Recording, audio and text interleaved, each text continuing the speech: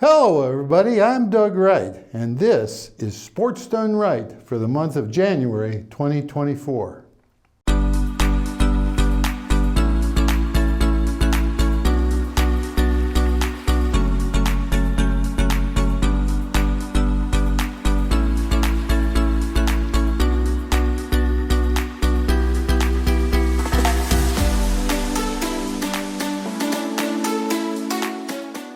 Well, it's a new year, and I'm looking forward to reporting in-depth coverage of exciting events and seasons, and also profiling some of the great athletes and others involved in Sun City sports throughout the year. Here's a thought for our viewers by one of my favorite authors, Anonymous. Happy new dreams, new days, new desires, new ways, Happy New Year, Happy New You. This may finally be the year that you get out of your comfort zone and find new passions to make your life better and more fulfilling. First, let's take a quick look back at some of the stories and people covered in 2023. In addition to being there for championship competitions in nearly all sports, we profiled some extremely interesting people who have found new passions in Sun City. For example, Gigi has completed annually in the Huntsman Senior Games in Utah for some 15 years, winning medals along the way. Cheryl rode her bike across the United States. Nick won gold medals in sprinting in the South Carolina Senior Games in his 80s, and despite a serious injury. And Donna won another WGA championship, her 8th, after picking up golf seriously upon moving to Sun City. The last golf event we covered in 2023 was the ever-popular Superintendent's Revenge. Let's take a look. The Superintendent's Revenge. In this format, 4-person teams compete on a golf course littered with obstacles, including maintenance equipment in a fairway, tires or rakes on selected greens, and other fun challenges. This year, both the Oconee Creek and Hidden Cypress golf clubs hosted a full field of players. And not only was wacky golf involved, but also a picnic lunch was provided for players at the pavilion when play was complete. In addition, each contestant was asked to bring a toy for the Bluffton Self-Help Campaign, and the response was predictably huge. Many kudos to Superintendent Rick Barnes and his diabolical crew, which worked overtime to build challenges on the 2 golf courses for players to enjoy. Of course, the Revenge was the last event on the Sun City Golf Club calendar and would not have been the success it was without the outstanding efforts of our golf staff. This month, we profiled Director of Golf Operations Charlie Kent, and also get an update on plans to improve our 3 courses. Well, Charlie Kent, Director of Golf Operations, we're very proud of the golf program here, and you've done a great job. You've got a great staff. But tell us a little bit about your background and where you came from and grew up, and who were your childhood inspirations? Well, thanks, Doug, for that. And well, I'm an Army brat. My father was a 30-year Army intelligence officer, so we moved around a lot growing up. I ended up doing my high school and college in Texas, and actually played soccer in college. So That'll be a surprise to some people. A lot of running in soccer, and I don't do that anymore, but I actually I still have a passion for soccer, and I love watching, all the big matches that come on. But, played golf with my father growing up, and played in high school, and was always pretty decent at it. So, always, shooting below 80 in high school, and graduated college with a business degree, and really not sure what I was going to do with myself.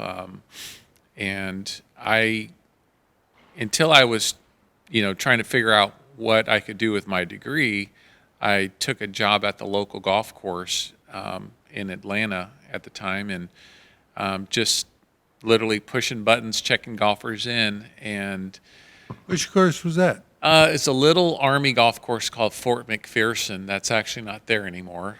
Right. Yeah, I'm from Atlanta. Oh, okay. And it, I was actually ended up doing it for a year and a half. I really enjoyed it. And one day, this old retired golf pro sat me down and bought me lunch and said, "Have you ever thought about becoming a PGA professional?" And I'm like, I don't know what that is. Tell me about it. And when he explained to it that you're literally the manager of a golf business and you can teach and you get to play some, and it kind of checked off a lot of boxes for me. So at that moment, I decided that sounds like what I would like to do. And ended up, my father was transferred from Atlanta out to Hawaii, and I made the decision, if I'm going to get into this golf business and pursue my PGA certification, why not doing it in Hawaii? Who wouldn't when you're 22 years old? And so I went out to Hawaii, and that's where I started my journey. I worked 3 years on the island of Kauai. From there, I moved with my new wife. We moved to San Antonio to start our life together. I was working for the Hyatt Hotel Corporation and started a brand new resort there. And from there, Hyatt moved us to Aruba. Spent 3 years. You've had a tough career path here. It actually gets even better, believe it or not. Went from Aruba actually back to San Antonio for another 4 years, and from San Antonio decided to leave Hyatt and was fortunate enough to be the opening director of golf at right down the road at the May River course at Palmetto Bluff. Was there for 7 years. Okay. And that was a great experience being there, and actually got to introduce Jack Nicklaus to the membership and during the grand opening. And spent 7 years there. There was unfortunately, my position there ended during the whole real estate crisis back in 2010, 11. From there, we were fortunate enough to land a job in Lake Tahoe. And so I was out at Lake Tahoe running 2 golf courses for a community, much like Sun City. Spent 3 years there, and then was able to land a job as the director of golf down at the Four Seasons in Orlando and opened up that property. So spent 3 years there, and at that time my son was wanting to. He was graduating high school and wanted to go to the Citadel, and my wife and I kind of had enough of the Orlando rat race, and I reached out to my friends at Troon, and just to kind of find out what was out there, and they said, we actually have something in South Carolina, and is at Sun City, which I knew from my time in the area before, and it just seemed like everything was lined up perfectly for us as a family to come back to this area for my son, and the opportunity to work here and manage 3 golf courses for Troon was really something nice for my experience and my background, and so that was 6 years ago. I've been here since the fall of 2017, and very pleased and happy to be here, and hopefully I get to stay here for many more years. Well, that would be great in most people's minds, I'll tell you that. And basically, it's not that you can't hold a job; it's just you keep getting better ones. Yeah, I've been very fortunate. Being able to open up 4 brand new facilities is pretty unique in my business, and actually, this year is my 30th anniversary for being a PGA professional. So I've had a fantastic career, and but we're extremely happy to be in this area. I really don't have any desire to leave anymore. We're pretty well settled in here for the long haul, and and hopefully, we all get to stay and work together for many more years. And I might say that you have exhibited in the past a charitable bent, and I want to know a little bit about how you developed that aspect of your PGA career and what you're doing now with the charities in this area. Well, as we get older, you first of all find you have a little more time on your hands once your children have moved on. But also you get a sense of wanting to give back, and that certainly has been something I've experienced in my time here the last few years as a way to, I have a good knowledge of the game of golf and how to play it, and have found a couple of really great outlets to, spread that. And we over in Beaufort, there's a program called the Adaptive Golf Experience, and I'm actually been on the board. My neighbor founded it 10 years ago, and I've been doing it now for almost 6 years. But it's a really wonderful way to get golf out there for folks who have physical or mental disabilities, and show them that golf is a great way. There's many different ways to swing a golf club, and I know all of them. well, I've seen you, Doug, and I can attest to that. But that being said, adaptive golf is a clinic we do once a month. We've brought it here to Sun City, and we'll continue to do so. And it's just getting, folks out there swinging a golf club. Doesn't mean you have to play 18 holes. If it means hitting a ball off of a tee and it rolls 5 feet in front of you, you're out there swinging a club, and that's wonderful. So if there's anyone out there watching this who hasn't been able to swing a golf club in a few years because of your stability or not able to keep your balance, please see me over at Hidden Cypress. I'd be happy to tell you more about adaptive golf. We've actually had a couple of folks just recently who haven't, just what I just said, they haven't been able to swing a golf club because they're afraid to fall over. And we have the equipment that can help them do that again. Okay, and I also want you just to mention what you're doing out in Ridgeland with the high school program. So, another, what I've found in this giving back is also creating experiences for our own residents to give back. And I was able to find this outlet at the Ridgeland High School, and Ridgeland, Hardyville are, as we know, are areas that are a bit disadvantaged from an economic standpoint, and a few years, boy, that's another 5 years ago, we've been out there introducing golf to young people in high school through their PE program, how to swing a golf club. And we've probably we're up over 300 kids over the years who have swung a golf club for the first time with us. And it's a way for our own residents to volunteer to help us help these kids. And we do it in the spring and the fall, usually just, for about 4 to 6 weeks while the weather's just right. And again, if we have folks out there who would love to, help us with that, please come over and see me at Hidden Cypress. I'd be happy to tell you more about that. And it's just really nice to, when you see a young person hit a golf ball for the first time, and that reaction you get, it's really fulfilling. Well, that's fantastic. And you've probably done other things as well that I don't even know about. But I will say this, Charlie, it's great to get to know you a little bit better, and I'm glad we had this opportunity to profile you. The state of the golf program here at Sun City is great, and we'll be chatting again in the near future. That sounds good, Doug, and thanks for spending a few minutes with me.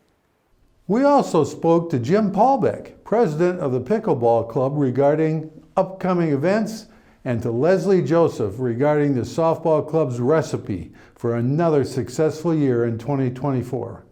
Well, Jim, I know you and the club had a busy 2023. We're about to hit 2024, so I thought I'd catch up and find out what you got in store for the pickleball clubs. Starting with, how big are you now? We touch 1,700 members towards September, October this year, and we're in our middle of our renewal process, and we've got 1,400 that have renewed so far. Well, that's fantastic. And so, what's on the slate for in terms of events? We have the Low Country Classic coming up the first weekend of April. It's the 3rd, 4th, and 5th, I think it is, Friday, Saturday, Sunday. And we've got a bunch of little pop-up games that we do just for the club. And then we have teams that participate in the Low Country League play. So a bunch of different communities have teams that get together and play in the Low Country League. So we've got that going on starting first weekend in January, and got, like I said, the April tournament and a bunch of little pop-up tournaments going on other than that. Well, if I'm one of these people that's moved in just now, how do I get involved? Go out and check out our website, schhpickleballclub.com, and you can find out all sorts of information about the club, about how to sign up for the club, when you can play open play, and different events that are popping up. Okay, that's great. Now, in the past, we've talked a little bit about improvements to the courts and what's been going on there, and is there any news on that front? Actually, we've got some great news coming. So back in 2020, the lights were replaced on courts 7 through 14. And Over here, yeah. over here on the north side. And they're not quite bright enough. If you imagine a daylight bulb and a soft white bulb in your living room, these are soft white. And so we're replacing the bulbs, the heads and everything, probably in January, maybe February of this year. We just started the process to place the orders and get that correction made. Okay, well, that sounds great. Anything else? We're trying to put some storage in up here. We've got some court drying equipment that needs to stay dry, and right now a lot of it just hangs on the fence and gets wet. So we're hoping that we can get a little storage bin put in up here, and then we're working on trying to get some shade for the south courts. Right now we've got a couple little picnic tables with umbrellas there. It'd be nice to have a permanent canopy there that doesn't get blown away during the wind. Okay. And Jim Paulbeck, president, you got one more year. Last year. And have you enjoyed yourself, and are you going to stay involved? I'll probably be involved somehow because that's what you do. But as far as I'm term limited for the board, but there's a lot of volunteer things that you can still do to help the club. I'll be doing one of those. Okay, well, great. Well, that's good news for the Pickleball Club. As always, you are right on top of things, and I thank you for your time today. Now let's go find some place to get warm. Something warm would be good. A little 45-degree day out here right now, but the courts are quite busy, so people don't stop because it's hot or because it's cold. Well, I'm glad to see that. And in fact, I was checking with a golf starter and a lot of cancellations. But you're a hardier bunch. Yeah. Well, our courts are about 85% utilized. So we've got a lot of people looking for time to play. So we got to keep them moving. Well, Leslie, we're at the field, and it's a little bit soggy after that big rain. But I know you got some big plans for 2024 for the league after a very successful 2023. Start to fill us in. Yeah, the Women's League had a great season. We had 4 teams this last season, and it was a very exciting season for everyone. One of the big plans that we had in place this year was to develop more pitching. And so we really were focusing on that this year so we can continue to have women pitchers for our league. Okay, and then, of course, we'll have the what I will call the men's league and the mixed league, Saturday league, coming up. Tell us a little bit about that. So regardless of your skill level and whether you're male or female, there's an opportunity for you to play softball.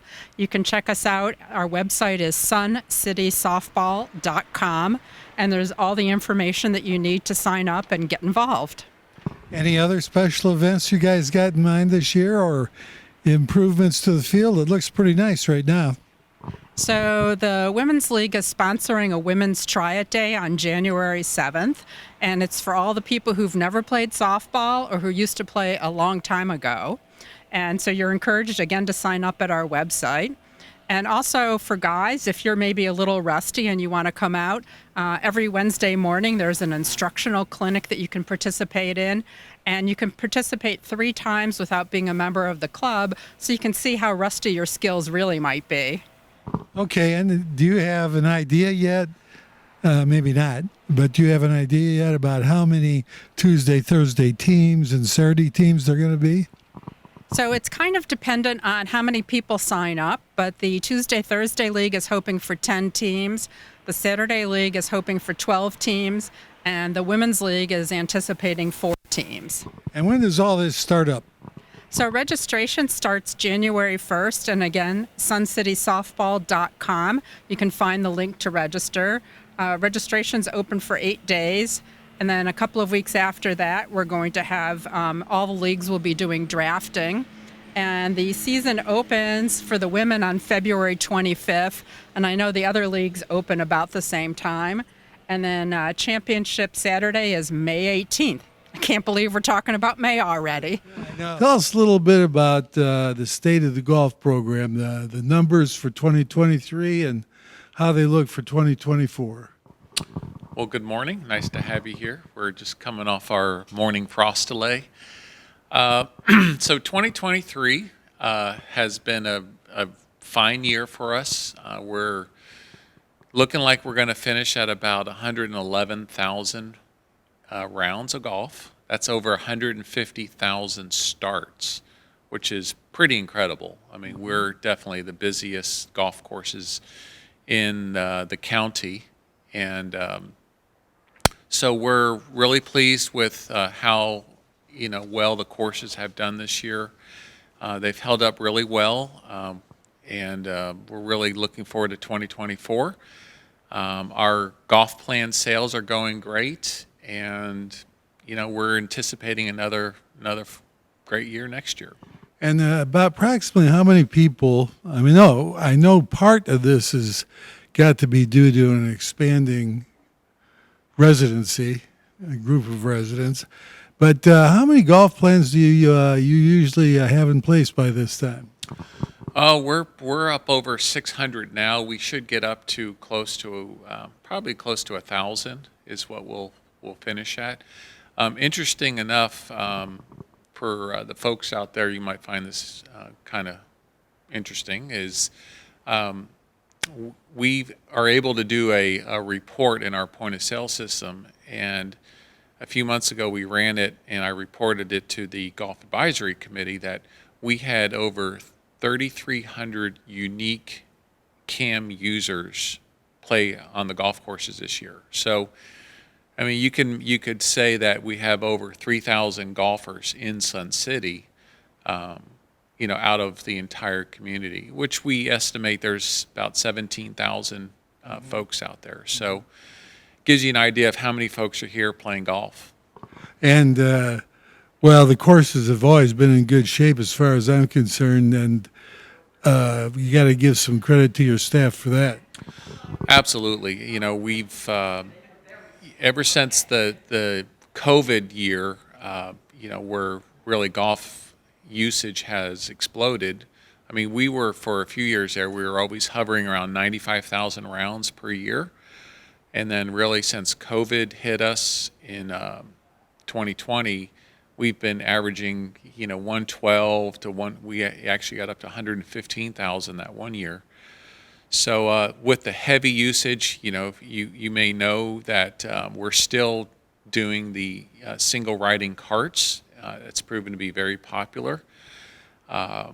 Jury's still out on that. I have to say that there is always a concern about what those carts are doing, to the turf out there and the compaction that it creates. But we're a very unique experiment going on with that. There's just a handful of courses still probably doing that, and they don't do near the volume of golfers we do. On the flip side, the golf experience from the golfer standpoint is awesome. The pace of play for most folks is 4 hours or less because they're moving around a lot faster. With that, we're able to keep the tee times a little bit closer together, so it enables us to provide more available tee times for golfers and more usage. Okay, and I do know that some projects that had been previously considered for 2023 were postponed or maybe even off the drawing board by now. Tell us about what went on in 23 in that regard, and to the extent you can, I know you're restricted by budget approvals and so on, what your plans for 2024 might be for the golf courses. Sure. The board decided to postpone a planned renovation of the Oakity Creek golf course. We were kind of targeting to do that for the last 2 years, and we're not going to do it in 2024. Now we're targeting 2025 for that renovation. However, what was approved was still quite a significant amount of money, and we are going to be able to renovate the bunkers at Hidden Cypress. That's literally going to start the first week of January. Okay. Because we're going to have a crew out there fixing the drainage and then adding in new sand in all the bunkers at Hidden Cypress, and that's well overdue, and we're really excited about that. That'll take a couple months because they're just going to chip away one bunker at a time, and the nice thing is we're able to stay open while that's going on. From time to time, we will close a single hole if the work crew is up by if the bunker is up by the green, then for their safety, we're going to close that hole. But when they're working on a fairway bunker, we can allow the golfers to continue playing. And then once Hidden Cypress is finished, it's actually time to do Argent Lakes bunkers, and that'll be a refresh where we'll just add new sand to the bunkers at Argent Lakes. Again, I really commend the board for approving these two projects. It really enhances the look and playability of our golf courses. Yeah, I know. I mean, you did the bunkers at Argent a couple years ago, and it was a tremendous improvement. Now, all in all, what do you feel are the biggest challenges you're facing for the golf program? Well, as you mentioned, Doug, the amount of demand we have here, if you were talking to me 10 years ago, it was probably the same answer, and it will probably be 10 years from now. It'll be having enough tee times for the amount of demand we have. And obviously, there's just a finite amount of available tee times, and we'll just, try to come up, continue with systems to make it fair for everyone to have access to the courses. And but that's our challenge here. It's actually a great problem to have. That your business, your product is that well liked and wanted. I know a lot of retailers would love to be in our position, but. And one final thought for this month. Remember our opening quote of the month. 2024 will be for you what you decide to make of it. New dreams, new desires leading to new ways and a happy new you. That's our show for January 2024. I'm Doug Wright, and we'll see y'all next month on Sports Done Right.